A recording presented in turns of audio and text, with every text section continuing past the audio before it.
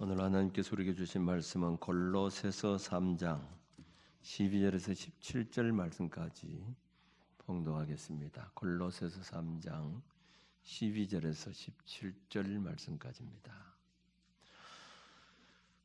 찾으신 줄 알고 봉독하겠습니다. 그러므로 너희는 하나님이 택하사 거룩하고 사랑받는 자처럼 긍휼과 자비와 겸손과 온유와 오래 참음을 옷 입고 누가 누구에게 불만이 있거든 서로 용납하여 피차 용서하되 주께서 너희를 용서하신 것 같이 너희도 그리하고 이 모든 것 위에 사랑을 더하라. 이는 온전하게 맺는 띠니라.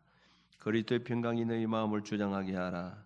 너희는 평강을 위하여 한 몸으로 부르심을 받았나니 너희는 또한 감사하는 자가 되라.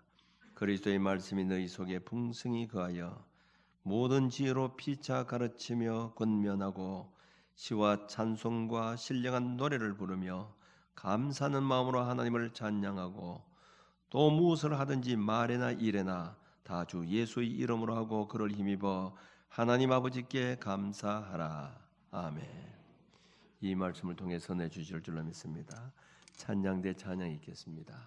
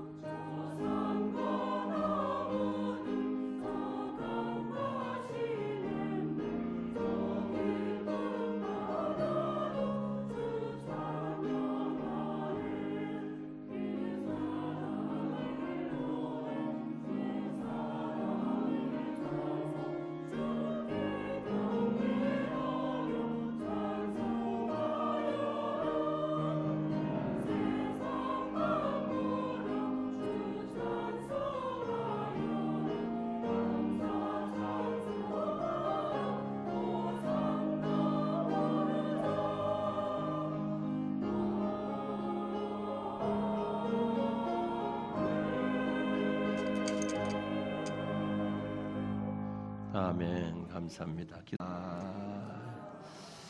오늘은 우리 교회뿐만 아니라 전국 교회들이 추수감사주일로 지킵니다. 금년에도 하나님께서 우리에게 복을 내려주셨습니다. 한 해 동안 사고와 또 사건들도 많이 있었지만은 그래도 하나님께서 이 시간까지 그래도 우리를 인도해 주셨습니다. 우리는 살아가면서 이 감사라고 하는 말을 참 많이 사용합니다. 참 좋은 말이죠. 이 단어는 참 우리의 삶을 풍요롭게 그렇게 만들고 행복하게 만들어줍니다. 그런데 아무나 이 감사하는 것이 아닙니다. 이 마음은 하나님이 주시는 마음입니다. 결코 쉬운 마음이 아니라는 겁니다. 일본의 신학자 이 네촌 감삼은 이 하나님께서 만일 우리 인간에게 저주하신다고 하면 세 가지로 저주하실 것이다.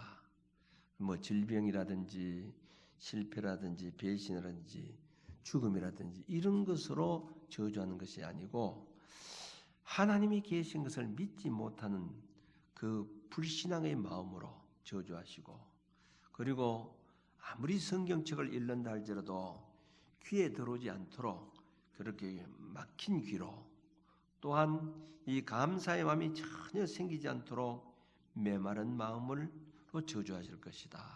그렇게 말씀했습니다. 하나님이 안 믿어지고 또 말씀이 드려지지 않고 감사한 마음이 전혀 없는 것. 여러분, 이 세 가지 마음이 있다가 하면 저주받은 마음이라는 겁니다. 우리는 그래도 그 가운데 우리가 와서 예수님을 믿게 되었기 때문에 이 믿는 마음이 생기죠. 말씀을 들으면 귀에 들리기도 하죠. 감사할 마음이 들죠.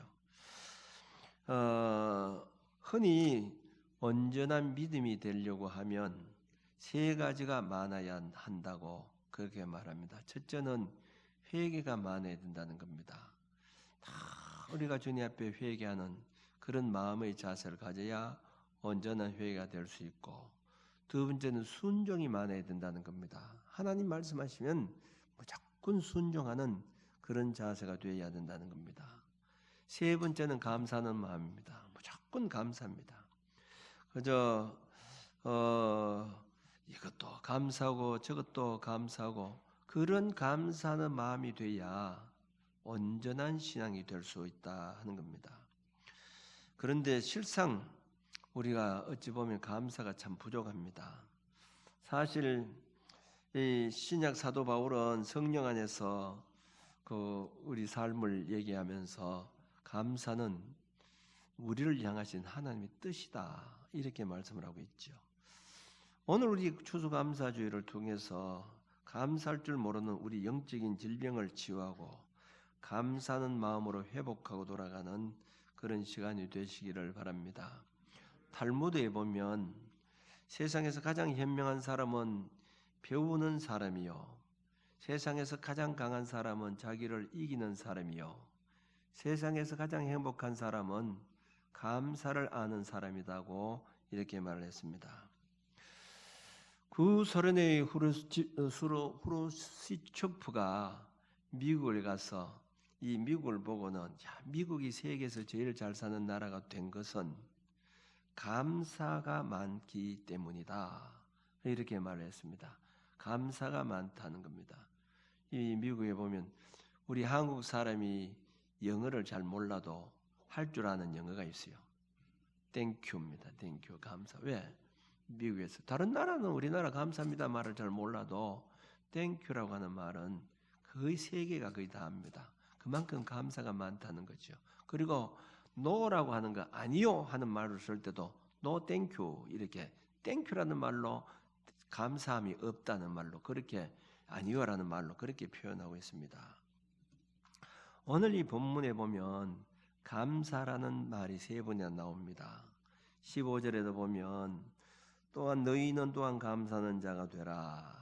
16절 말씀도 보면 신령한 노래를 부르면서 감사하는 마음으로 하나님을 찬양하고, 17절에 보면 주 예수 이름으로 하고 그를 힘입어 하나님께 감사하라 이렇게 했습니다. 감사하라, 감사하라. 그럼 우리가 어떻게 해야 감사할 수가 있는가 하는 겁니다. 첫째는 그리스도의 평강이 우리의 마음을 주장할 때 감사할 수가 있습니다. 오늘 이 본문 15절 말씀에 보면 그리스도의 평강이 너희 마음을 주장하게 하라. 너희는 평강을 위하여 한 몸으로 부르심을 받았나니 너희는 또한 감사하는 자가 되라. 그렇게 했습니다. 사도 바울은 제일 먼저 그리스도의 평강이 너희 마음을 주장하게 하라 이렇게 말씀하고 있습니다. 여기서 주장하게 한다고 하는 그 말은 다스리게 하라, 지배하게 하라 하는 그런 말입니다. 마음을 감사하는 평강이 너희 마음을 지배하게 하라는 겁니다. 다스리게 하라는 거죠. 공동 번역에 보면 골로새서 이 15절 말씀이 그리스도의 평화가 여러분의 마음을 다스리게 되기를 바랍니다. 그러려고 여러분은 부르심을 받아 한 몸이 된 것입니다. 항상 감사하는 마음을 사십시오. 이 표준 세 번역에 보면 그리스도의 평화가 여러분의 마음을 지배하게 하십시오. 이 평화를 누리도록 여러분은 부르심을 받아 한 몸이 되었습니다. 또 여러분은 감사하는 사람이 되십시오. 이렇게 했습니다. 여러분, 우리 안에 어떤 생각과 또 마음이 우리를 주장하느냐에 따라서 그 사람은 감사할 수도 있고 원망할 수도 있습니다. 우리 마음에 뭐가 우리의 마음을 지배하고 있느냐 하는 말입니다. 구약 성경을 보게 되면 이스라엘 백성들은 광야 생활하면서 조금만 어려워도 그들이 원망하고 불평을 했죠. 그래서 이 사도 바울은 고린도 교회에 보낸 편지에서 고린도전서 10장 10절에 보면 그들 가운데 어떤 사람들이 원망하다가 멸망시키는 자에게 멸망하였나니 멸망시키는 자에게 멸망했다 이렇게 씁니다. 여러분, 원망은 멸망시키는 자가 원망하게 해서 멸망시킨다는 것을 알아야 됩니다. 원망하다가 결국 멸망하게 되는 겁니다. 우리 안에 원망, 불평하는 마음이 우리를 다스리고 지배하게 되면 어떠한 일을 만나도 그 사람은 감사할 수 없습니다. 그러나 어떠한 일이 있어도 그리스도의 평강이 우리 마음을 다스리게 되면 어떤 일을 만나도 감사하게 된다는 거죠. 그래서 사도 바울은 오늘 이 골로새서 15절에 그리스도의 평강이 너희 마음을 주장하게 하라. 너희는 평강을 위하여 한 몸으로 부르심을 받았나니 너희는 또한 감사하는 자가 되라 이렇게 했습니다. 그리스도의 평강이라고 하는 것은 예수님께서 주시는 평강을 말합니다. 요한복음 14장 27절에 보면 평안을 너희에게 끼치노니 곧 나의 평안을 너희에게 주노라. 내가 너희에게 주는 것은 세상이 주는 것 같지 아니하니라. 너희는 마음에 근심하지도 말고 두려워하지도 마라 이렇게 했습니다. 여러분, 너희 주님이 주시는 평안은 세상이 주는 평안과 같지 않다 이렇게 했습니다. 세상이 주는 평안은 일시적입니다. 그리고 가지고 누리고 있을 때 좀 행복한 것 같지만은 그것 이루고 나면 또 근심하고 두려워하게 되는 겁니다. 그러나 주님의 평안은 그렇지 않다는 거죠. 영원하다는 겁니다. 어떠한 형편 가운데서 감사할 수 있는 그런 평안입니다. 이 평안은 어떻게 얻을 수가 있느냐? 이 평안한 마음이 있으면 늘 감사할 수가 있죠. 그 평안은 또 어떻게 얻을 수 있느냐? 빌립보서 4장 6절에서 7절 이렇게 말씀하고 있습니다. 아무것도 염려하지 말고 다만 모든 일에 기도와 간구로 너희 구할 것을 감사함으로 하나님께 아뢰라. 그리하면 모든 지각에 뛰어난 하나님의 평강이 그리스도 예수 안에서 너희 마음과 생각을 지키시리라. 평강도 하나님께 구하면, 감사함을 구하면 하나님이 그 평강의 마음을 주신다는 겁니다. 그러므로 하나님의 평강은 기도하는 사람에게 은혜로 주시는 축복인 줄로 믿으시기 바랍니다. 여러분, 사실 가장 좋은 기도의 응답은 모든 것이 내 뜻대로, 내 생각대로 되는 것이 아닙니다. 모든 것이 내 뜻대로, 내 생각대로 되는 거 좋을 것 같지만은 절대로 그렇지 않다는 겁니다. 내 생각대로 된다고 하면 가져 굉장히 위험한 일이라는 것을 알아야 됩니다. 가장 좋은 기도의 응답이 뭐냐? 하나님이 우리에게 주시는 평강입니다. 평강. 우리가 기도하는 기도의 제목과 이 문제들이 해결되지 않는다고 하더라도 우리 마음속에 평강이 있으면 하나님의 평강으로 말미암아 어떤 일 앞에서도 근심하거나 좌절하지 않는다는 거죠. 평강이 있다고 하면. 우리가 기도하는 기도의 제목들이 문제들이 해결되지 않는다고 할지라도 평강이 임하면입니다. 자, 감사가 나올 수밖에 없다고 하는 것이죠. 반대로 말하면 내가 아무리 좋은 조건과 자기가 원하는 것을 다 가지고 있다 할지라도 내 마음속에 뭔가 불만이 있다고 하면 어떻게 감사가 나올 수 있겠어요? 감사라고 하는 것은 내 마음 평강이 있을 때 감사가 나올 수 있는 것입니다. 그러므로 무엇보다도 하나님의 평강이 우리의 마음을 지키게 해달라고 여러분 꼭 기도하시기 바랍니다. 평강의 마음이 평강의 마음만 있으면 감사하는 자가 될 수 있기 때문이라는 거죠. 두 번째는 감사하는 자가 되기 위해서는 하나님 말씀이 우리 마음속에 풍성히 있어야 된다는 거죠. 말씀이 있어야 된다는 거죠.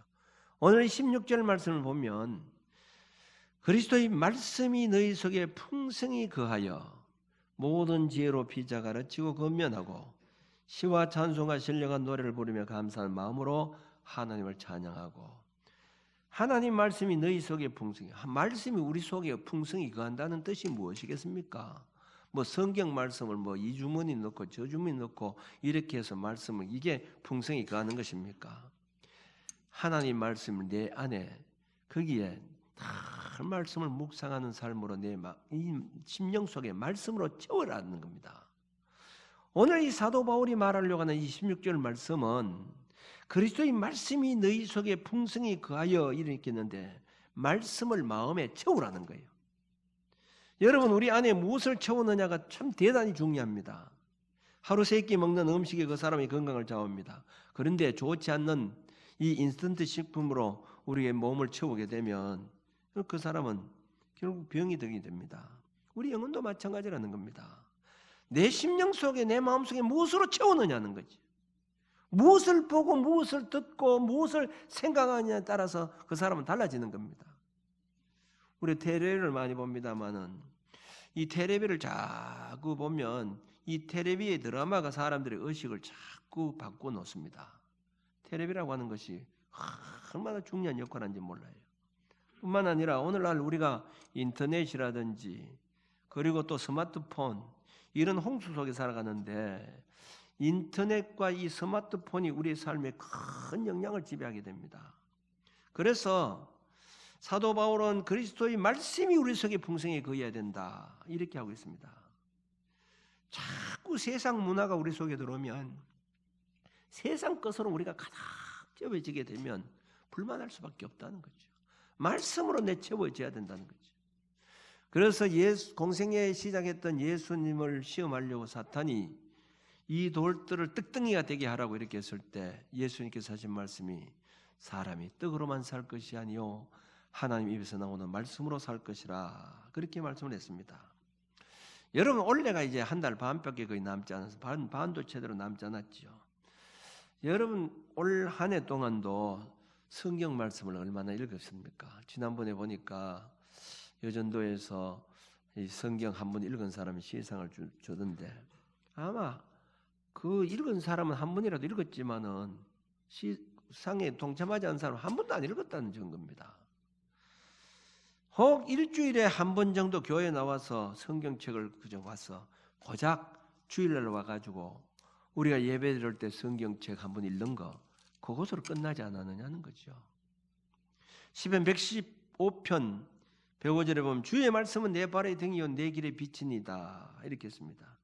주의 말씀은 내 발의 등이다 이렇게 등이다. 등은 뭐 필요합니까? 어두울 때 필요한 거죠. 여러분 우리 오늘 하루하루를 살아가는데 하나님 말씀이 우리를 인도한다는 겁니다. 지금 우리는 이 세상은 참 캄캄하고 어둡습니다. 똑바로 분간해서 걸어가기 힘든 그런 세상 속에 살아갑니다. 그런데 하나님 말씀은 우리를 인도하는 등이기 때문에 인도한다는 겁니다. 내 길의 빛이다. 하나님 말씀은 내 길의 빛이라고 이렇게 했습니다. 일생 동안 하나님 말씀이 우리를 인도해 나간다는 겁니다. 하나님 말씀이 우리의 마음, 내일과 앞길을 비추고 인도할 것이라는 말씀입니다. 여러분, 우리 안에 그리스도의 평강이 또 우리 안에 그리스도의 말씀이 풍성하게 되기를 바랍니다. 그래서 어떤 일을 만나도 감사할 수 있는 자가 되기를 바랍니다. 말씀이 내 마음을 채워야 된다는 겁니다. 여러분, 우리 말씀이 내 마음에 채워지지 않으면 세상 문화로부터 영향력을 그 세상 문화의 영향력을 몰아낼 수가 없다는 것이죠. 거짓된 진리에서 빠져나오려고 하면 그저 대충 우리가 하나님의 말씀을 보고는 절대로 이 문화 속에 빠져나올 수가 없다는 겁니다. 그래서 그 핵심이 뭡니까?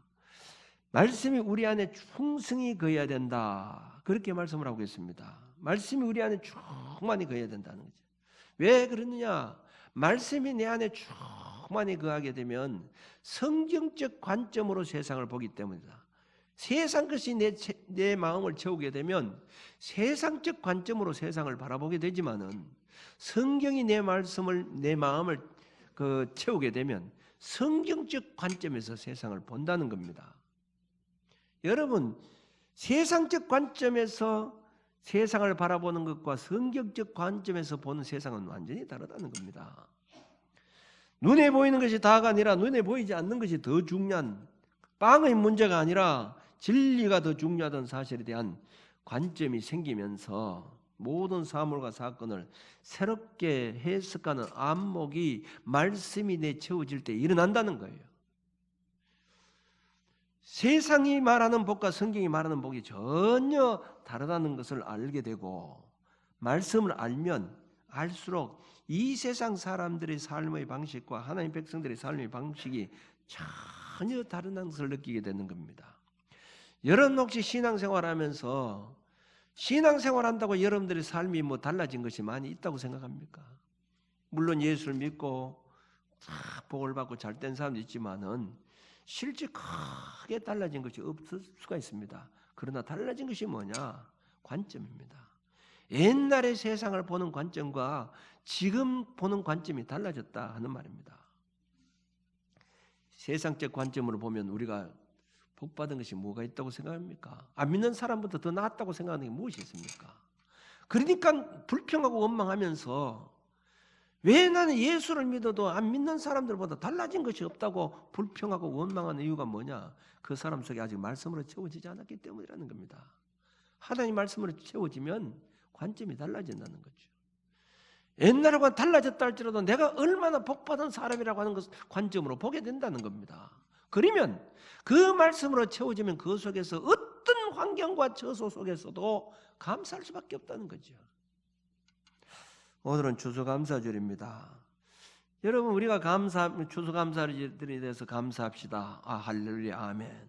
그런다고 해서 내일 당장 그렇게 감사가 되는 것이 아니라는 것이죠. 왜? 우리가 사는 이 세상은 참 우리가 이 세상에 사는 보면 현실은 어찌 보면 감사할 일보다도 원망할 일이 훨씬 더 많기 때문입니다. 그렇기 때문에 자꾸 하나님의 말씀으로 우리 마음을 채워가다 보면 그 말씀이 나를 지배하고 어느 날 점점 우리의 신앙이 자라갈 때에 세상의 염려가 우리의 마음에 파고 들어올 수 없을 만큼 하나님의 말씀이 우리를 지배하게 될 때 그때는 환경이 휩쓸리지 않고 감사하는 신앙생활을 하게 된다는 사실입니다. 골로새서 3장 16절 오늘 이 본문의 말씀 그리스도의 말씀이 너희 속에 풍성히 가여 모든 지혜로 피차가라치며 권면하고 시와 찬송과 신령한 노래를 부르며 감사하는 마음으로 하나님을 찬양하고 이렇게 했습니다. 말씀이 채워지면 그때부터 올바른 신앙이 시작되어지는 겁니다. 말씀으로 인해서 우리가 하나님이 누구이신가를 알게 될 때 그때부터 그 입술에 시와 찬송과 신령한 노래가 터져 나오게 된다는 말입니다. 감사하는 자가 되는 것은 내 안에 말씀으로 채워져야 된다고 하는 겁니다. 말씀으로 채워진 우리가 말씀으로 내가 채워지지 않기 때문에 신앙생활에도 늘 불평하고 원망할 수밖에 없는 겁니다. 오늘까지 우리가 살면서 한번 자신을 돌아보면서 여러분 마음속에 감사하는 마음이 있습니까? 아니면 내 1년 동안 지나왔는데 내가 뭐 특별하게 감사할 일 없다고 생각되십니까? 내 마음속에 아직까지 감사가 없다고 하는 그 자체는 내 마음이 아직까지 말씀으로 채워지지 않았기 때문이라는 겁니다. 감사하는 자가 되라. 먼저 말씀으로 채워지는 여러분들이 되시기를 바랍니다. 세 번째, 감사하는 자가 되기 위해서는 그리스도의 이름의 능력을 받아야 된다는 겁니다. 그리스도의 이름의 능력. 자, 오늘 이 17절 말씀을 보면 또 무엇을 하든지 말에나 일에나 다 주 예수의 이름으로 하고 그를 힘입어 하나님 아버지께 감사하라. 그를 힘입어 하나님께 감사하라. 여러분 주님의 능력을 힘입게 되면 감사가 나올 수밖에 없다고 하는 것을 여러분 믿으시기 바랍니다. 주의 능력을 힘입으면 이렇게 했습니다.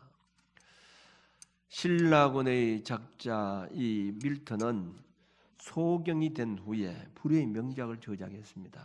그가 소경이 되었을 때 이렇게 감사를 드렸다고 합니다. 육의 눈은 어두워 보지 못하지만은 그 대신 영의 눈을 뜨게 되었으니 감사합니다. 밀턴의 이러한 감사는 평범한 생활 속에서 절대로 감사가 나올 수가 없어요. 그가 하나님의 능력을 힘입었기 때문에 그 자체 눈 어두운 그 자체도 하나님 앞에 감사할 수 있었던 것은 하나님의 능력을 힘입었기 때문이라는 겁니다.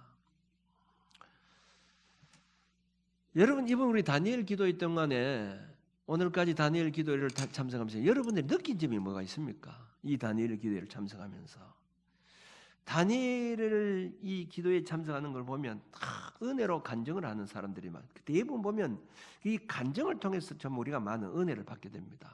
이 간증하는 사람들을 보면요, 다 간증하는 사람들 어떤 사람입니까? 하나님의 능력을 입은 자들이라는 거죠.